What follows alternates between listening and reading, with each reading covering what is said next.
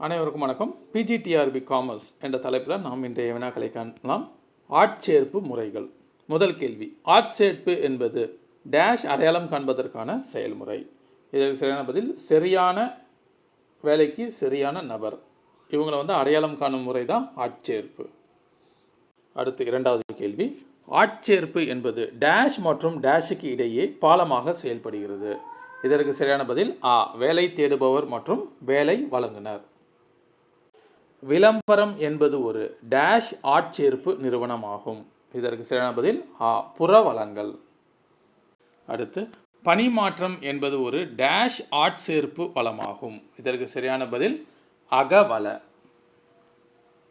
அடுத்து, இணைய வழி ஆட்சேர்ப்பு என்பது டேஷ் மூலமே சாத்தியம்.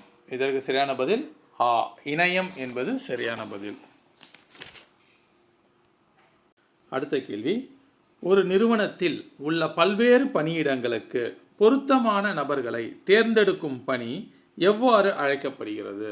இதற்கு சரியான பதில் ஆட்சேர்ப்பு. அடுத்து, வேலை வழங்குபவர் மற்றும் வேலை தேடுபவர் இடையே இணைப்பு பாலமாக செயல்படுவது எது? இதற்கு சரியான பதில் ஆட்சேர்ப்பு.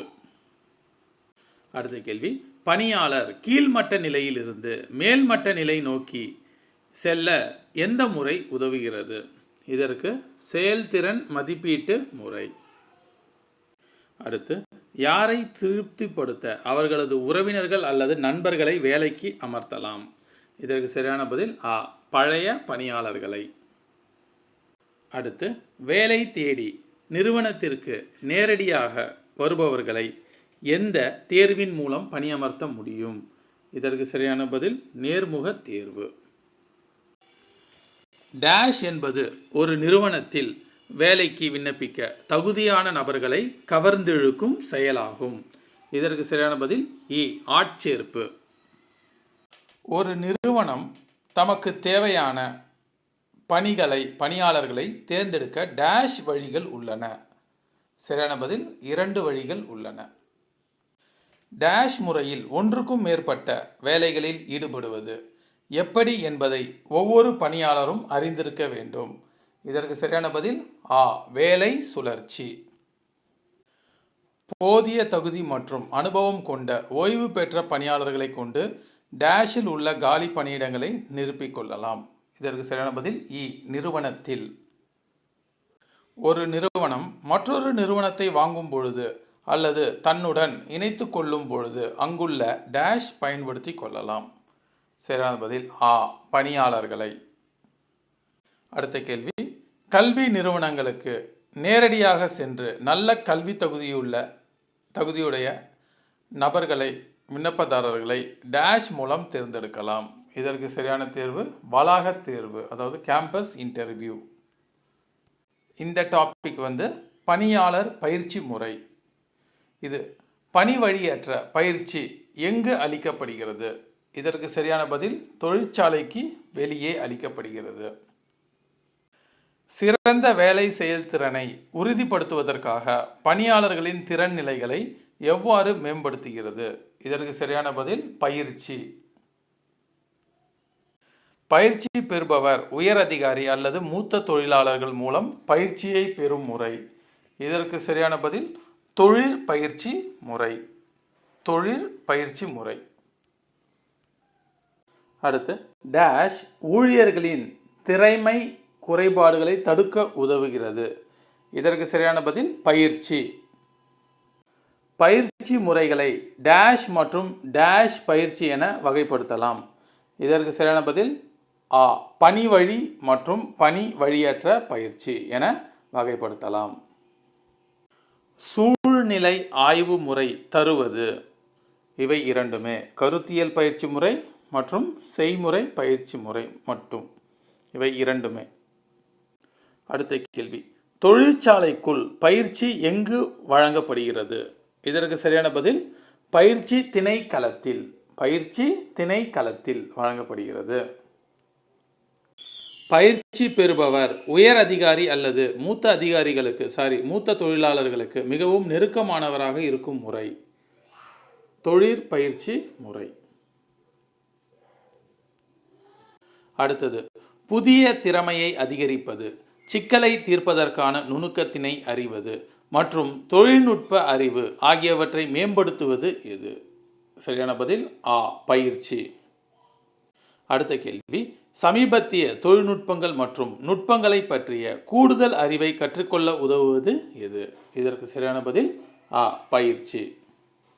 அடுத்து, தற்கால தொழில்நுட்பம் மற்றும் போக்குடன் புதுப்பிக்கப்படுபவர் யார்? இதற்கு சரியான பதில் ஆ, பணியாளர். பயிற்சியின் முக்கிய நோக்கம் என்ன? இது என்னன்னு பார்த்தீங்கன்னா, பழையனவற்றை போக்குதல். இதுதான் சரியானது. புதியனவற்றை கற்றுக்கொள்ளுதல். அடுத்த கேள்வி, குறுகிய காலத்தில் கற்றுக்கொள்ளக்கூடிய திறன்களை இறக்குமதி செய்வதற்கு ஏற்றது எது? சரியான பதில் பணி வழி பயிற்சி. பணி நடந்து கொண்டு இருக்கும் போதே வழங்கப்படும் பயிற்சி பணி வழி பயிற்சி அல்லது பணியிடை பயிற்சி. ஒரு பணியாளர் தங்களின் அறிவு மற்றும் அனுபவத்தை பகிர்ந்து கொள்ளும் செயல்முறை எது? இதற்கு சரியான பதில் வழிகாட்டுதல் பயிற்சி முறை. ஊழியர்களுக்கான வழிகாட்டுதல் பயிற்சி முறை. நிர்வாக ஊழியர்களுக்கான பயன்படுத்தப்படுவது எது? சரியான பதில் வழிகாட்டுதல் பயிற்சி முறை. நிர்வாக ஊழியர்களுக்கு பயன்படுத்தப்படுவது வழிகாட்டுதல் பயிற்சி முறை.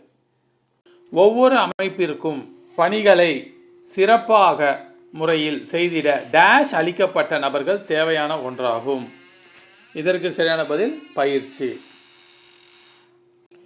டேஷ் என்பது வழிகாட்டி விதிகள் மற்றும் விதிமுறைகள் பற்றிய விழிப்புணர்வை தருகிறது. இதற்கு சரியான பதில் பயிற்சி. அடுத்து, பணியில் கவனம் செலுத்துவதுடன் டேஷ் ஒரு குறிப்பிட்ட பணியாளரின் திறனை மேம்படுத்துகிறது. இதற்கும் சரியான பதில் பயிற்சி. அடுத்து, அறிவு, திறமை மற்றும் மனோபாவத்தில் மாற்றத்தை ஏற்படுத்தக்கூடிய ஒரு திட்டமிடப்பட்ட நடவடிக்கையே டேஷ் ஆகும். அதுவும் பயிற்சி. ஒரு வேலையின் திறனை கற்றுக்கொள்ளும் நபரே டேஷ் ஆவார். யார்னா பயிற்சி பெறுபவர் ஆவார்.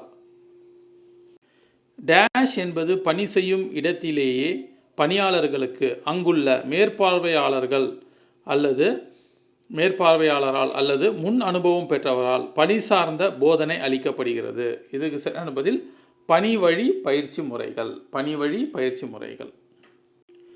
பணியாளர் பணி சார்ந்த விவரங்களை டேஷ் மூலம் கற்கிறார். இதற்கு சரியான பதில் ஆ, பணிச்சூழல் என்பது சரியானது. தங்களுக்கு ஏற்படும்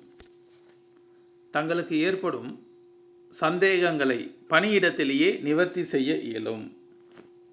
யாருன்னு பார்த்தீங்கன்னா பணியாளர்கள். டேஷ் பயிற்சியின் முக்கியத்துவம் பயிற்சியின் மனோபாவத்தின் வளர்ச்சியில் உள்ளது. இதற்கு சரியான பதில் ஆ, வழிகாட்டுதல் பயிற்சி முறை. டேஷ் என்பது தொழிலாளர்கள் ஊழியர்களிடம் உண்மையான பணி நிலையத்திலிருந்து வேலைப்பாடம் கற்றுக்கொள்வதற்கான பயிற்சி முறையாகும். இதற்கு சரியான பதில் பணி வழி பயிற்சி முறை. டேஷ் முறையில் பயிற்சியாளர்களுக்கு ஒரு குறிப்பிட்ட தலைப்பினை பயிற்றுனர்கள் ஒதுக்கீடு செய்வார்கள். இதற்கு சரியான பதில் கருத்தரங்கு மாநாட்டு முறை. டேஷ் என்பது பாரம்பரிய பயிற்சி வகுப்பறையில் அல்லது அலுவலகத்தில் தொழில்நுட்ப செயல்முறையை பயன்படுத்துவதாகும். இதற்கு சரியான பதில் மின்னணு கற்றல் முறை. டேஷ் முறை ஏதாவது வேலையை எப்படி செய்வது என்பது பற்றிய ஒரு காட்சி ஆகும். இதற்கு சரியான பதில் செயல் விளக்க பயிற்சி முறை. குறிப்பிட்ட கலந்துரையாடல் தலைப்பில் விரிவான கலந்துரையாடல் டேஷ். இதற்கு சரியான பதில் மாநாடுகள் என்பது சரியானது.